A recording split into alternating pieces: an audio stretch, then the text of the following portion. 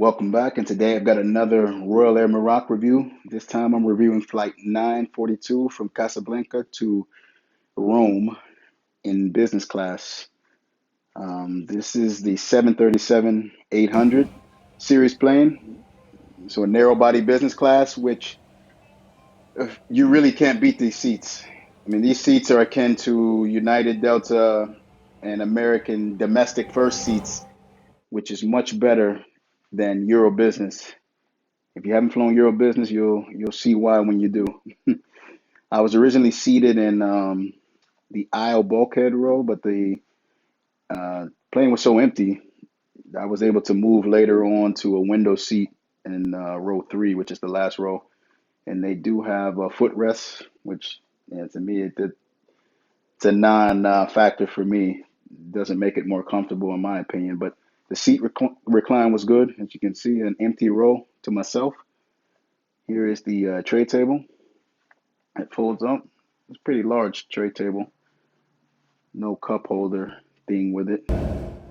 But I tell you, the crews were night and day in comparison to my flight up to Casablanca from Sao Paulo, which I described that crew. I mean, while they were polite, they really offered no personality. It was very efficient service, but this crew was outgoing, humorous, and really helpful.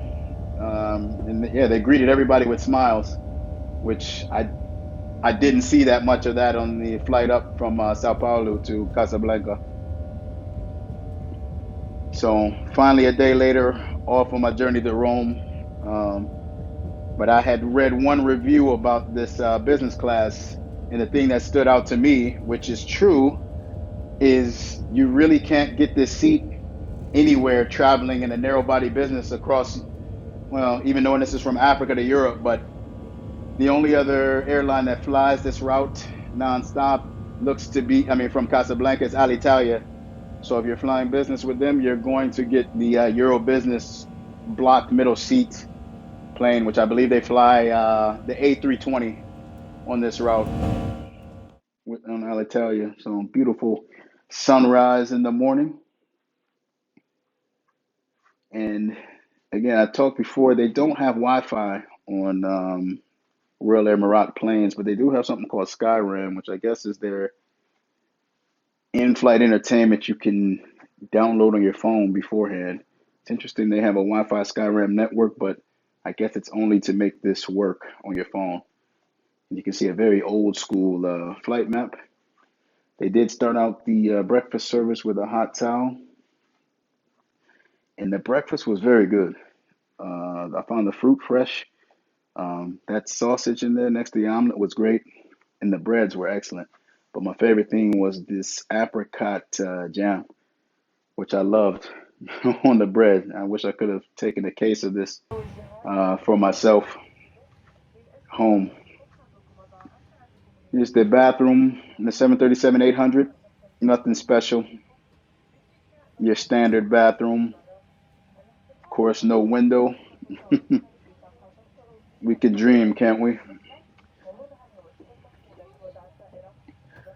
But for European business class, and I'm gonna call it that because that's the kind of the distance you're flying on a narrow body jet.